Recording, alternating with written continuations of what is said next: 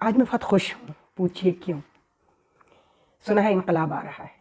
ویسے تو انقلاب کا مطلب قلوب کی تبدیلی ہے، دل تبدیل کرنے کو انقلاب کہتے ہیں، قلب سے نکلا ہے یہ۔ لیکن ہمارے یہاں عموماً یہ مطلب لیا گیا ہے کہ خون ریزی ہو اور مارا ماری ہو، بلڈ شیڈ ہو، اس کے بعد حکومتیں اور ریاستیں جو ہیں ان کے بےایمان کرپٹ لوگ ٹھیک ہو جاتے ہیں، اس کو انقلاب کہا جاتا ہے۔ بے راہ روی ہو معاشرے میں، اخلاقی سماجی، تو جب ان کی پٹائی ہو، وہاں سے کچھ لوگ کچھ قوانین ایسے سخت بنا دیے جائیں اور جو پہلے سے اچھے قوانین موجود ہیں ان پر امپلیمنٹیشن، ان کی ایگزیکیوشن شروع ہو جائے، تو اس کو انقلاب سمجھا جاتا ہے۔ معاشرہ، معیشت، میڈیا، مذہب اور ماں۔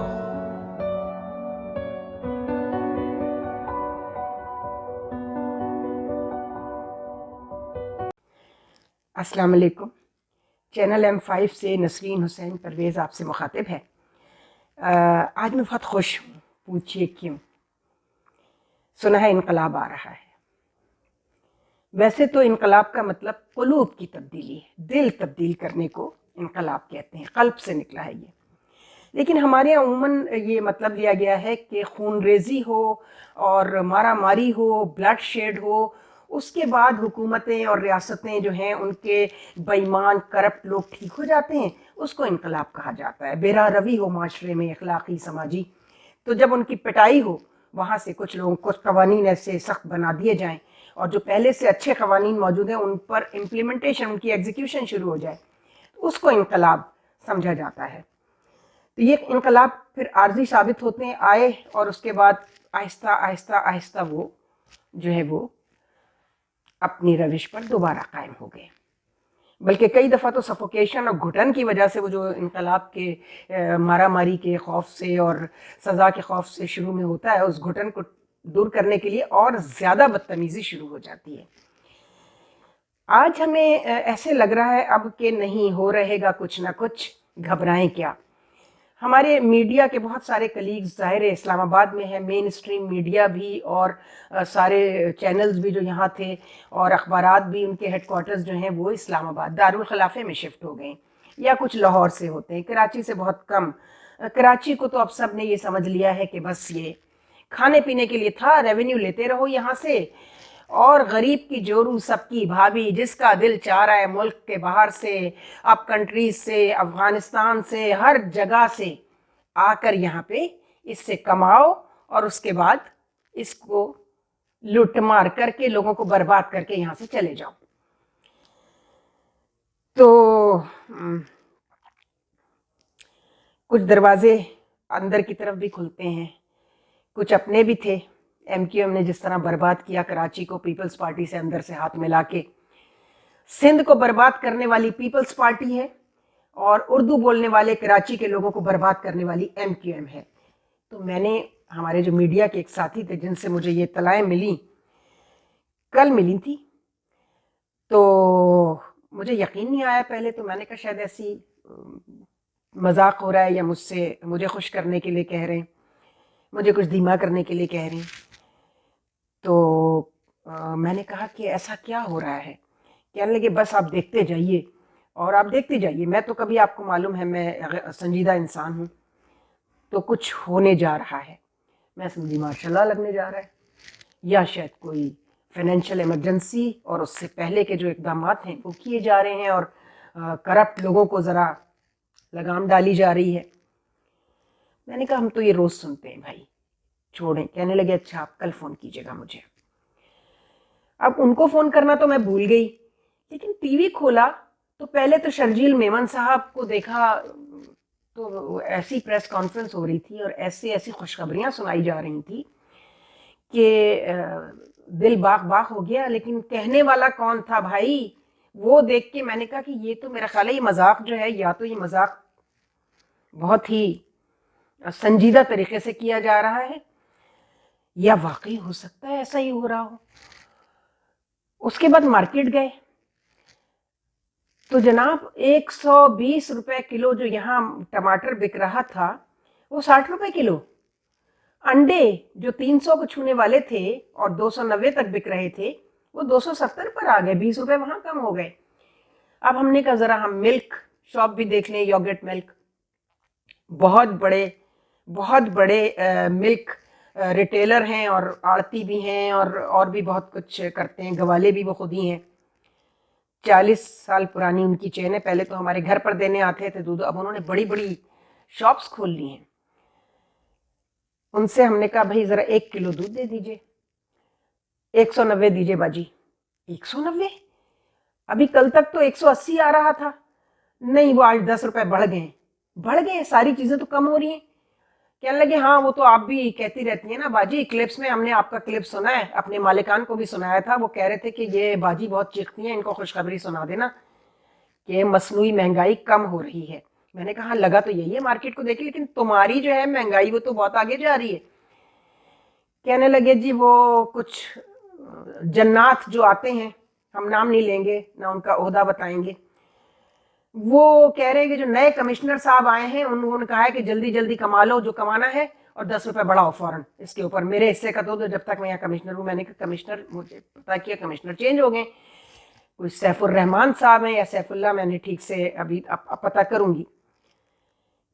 ये क्या है? पहले वाला कमिश्नर तो बेईमान था, हमें पता है कौन था, जिसने ये एकदम से दूध की जो प्राइसेस हैं 40 रुपीज बढ़ गई थी, 60 का चक्कर देके और मीडिया को बुला के कहा 60 रुपए बढ़ाओ। जब मैं डेलीगेशन बुलाऊंगा और कहूंगा जी कमिश्नर साहब ने जो है वो दूध वालों से बात की है और उनको बुलाया था और उनके साथ बहुत डांट टपट की है। जब सब चले गए मीडिया के लोग तो उनसे कहा यार ऐसे करो 20 रुपए कम कर दो, 60 के बजाय ना तुम 140 कर दो। यानी 110 से दूध गया 140 पर, फिर 160 पर। ये तब की बात मैं आपको बता रही हूँ।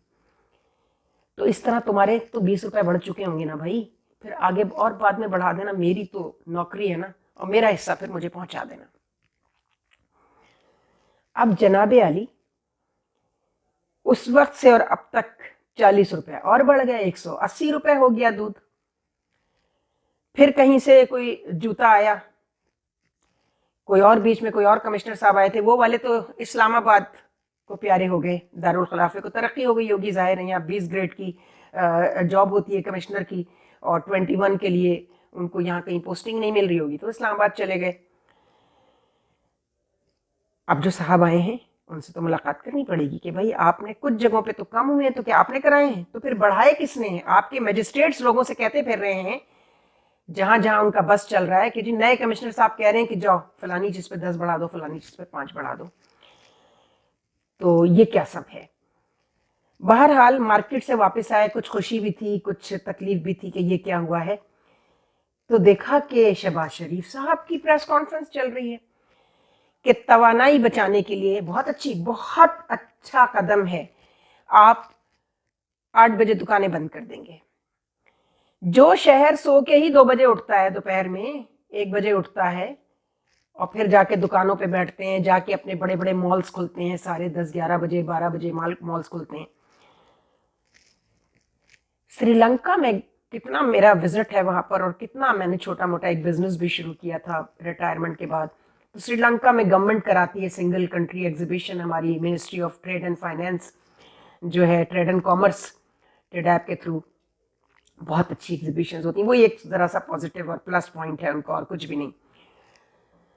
तो हम श्रीलंका को देख के हैरान रह गए थे, इतनी गुर्बत के हमसे 30% तो उनकी करेंसी कम थी। ये श्रीलंका की मारामारी और वो जो कुछ हुआ है उससे पहले की बात बता रही हूँ, यानी कोविड-19 से पहले की बात बता रही हूँ आपको मैं। 100% लिटरेसी रेट, ट्रैफिक का निजाम देखो तो पता चलता है सिविलाइजेशन कितनी है। और पता चला पूरा शहर सुबह 6 बजे सोकर उठ जाता है, क्लिनिक्स खुल जाते हैं, स्कूल 6:30 बजे खुलते हैं, 7 बजे शुरू हो जाते हैं, दुकान 6 से लेकर 7 के दरमियान सुबह खुल जाती है, 6 बजे शाम को बंद। इस तरह वो अपनी एनर्जी सेव करते हैं। यानी मुसलमानों वाले काम जो है ना वो उन्होंने शुरू कर दिए कि रात को जल्दी सो और सुबह जल्दी फजर के वक्त जब उठो तो अपना ठीक ठाक नाश्ता वाश्ता करके अपने काम पे जाओ। हम क्या कर रहे हैं? ہم کس کو فالو کر رہے ہیں؟ کوئی بتا دیں وہ کون سا مذہب ہے. جیسے یورپ میں بھی یہی ہے, انگلینڈ میں بھی میں رہی ہوں, وہاں پر بھی یہی ہے کہ صبح 7 بجے جو ہے وہ ان کی صبح ہو جاتی ہے. ہماری صبح کب ہوتی ہے؟ 1 بجے دوپہر میں. تو بھائی اپنی طرف آؤ. بیگانے اور غیر جو ہیں وہ تمہارے مذہب کی اچھی چیزیں لے کر چلے گئے ہیں اور اپنی بری چیزیں انہوں نے تم کو سونپ دی ہے. تمہیں ان کو پتا تھا ان کو وہ اچھی لگ رہی ہیں, انہوں نے ٹھیک ٹھاک کام دکھایا ہے. اب اگر آپ یہ دیکھیں, ایک صاحب کی مجھے ایک کوٹیشن یاد آ گئی, نان مسلم تھے, گورے تھے. انہوں نے کہا کہ جی Islam is the best religion with worst followers.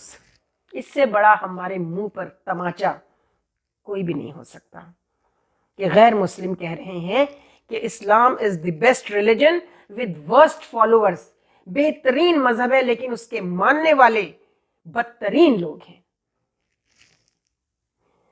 یہ ابھی جاری رہے گا کلپ, چونکہ وہ انقلاب جو آیا اس کی آپ کو کچھ چیزیں بتانی ہیں, چونکہ میں نے لکھ لی. ان صاحب کو میں نے دوبارہ آج فون کیا شجیل میمن کی کانفرنس کے بعد, اور ان سے کہا کہ آپ پلیز, آپ کی باتیں تو کچھ صحیح ثابت ہو رہی ہیں, تو میں ذرا لکھ لوں, کاپی پینسل لے لوں, ذرا آپ بتائیے اور کیا کیا ہونے جا رہا ہے.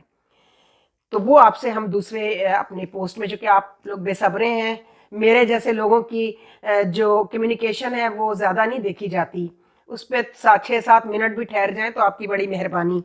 شکر ہے کہ اللہ تعالیٰ نے کوئی ایسا بھی راستہ نکالا کہ اب وہ جو انقلاب آ رہا ہے اس میں اور کیا کیا شامل ہے. خدا حافظ.